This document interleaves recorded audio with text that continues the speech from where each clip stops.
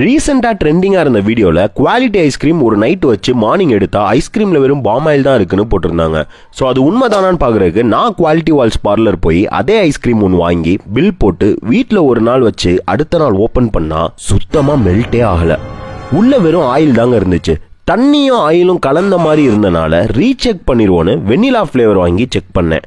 அதுவும் அதே மாதிரி மெல்ட் ஆகாம தான் இருந்துச்சு. அப்போதான் புரிஞ்சிச்சு இது ஐஸ்கிரீமே கிடையாது, சுத்தமான பாமாயில்ல செஞ்ச ஃப்ரோசன் டெசர்ட்னு. இந்த மாதிரி ஐஸ்கிரீம் எல்லாத்துலயும் ஃப்ரோசன் டெசர்ட் எல்லாத்துலயும் அவங்களே 10% பாமாயில் இருக்குன்னு ஒத்துக்கிறாங்க. ஸோ கன்சியூமரா இருக்க நாம தான் கன்ஃபியூஸ் ஆகி இந்த கருமத்தை போய் குழந்தைங்களுக்கு வாங்கி கொடுத்து நம்மளும் சாப்பிடுறோம். அமுல் மாதிரி ஐஸ்கிரீம்லாம் இது மக்களுக்கும் அவேர்னஸ் கொண்டு வரணும்னு ஏகப்பட்ட விஷயம் பண்ணிருக்காங்க. பொதுவா சூப்பர் மார்க்கெட்ல பை ஒன் கெட் ஒன்னு போட்டிருக்க எல்லாமே ஃப்ரோசன் டெசர்ட்டா தான் இருக்கும். இவ்வளவு ப்ராப்ளம் இருக்க இந்த ஃப்ரோசன் டெசர்ட்ஸை கம்பெனிஸ் ஏன் விற்கிறாங்கன்னா 60 to 80% ஐஸ்கிரீம் பண்ற காஸ்ட்டை விட கம்மியா தான் செலவாகுது.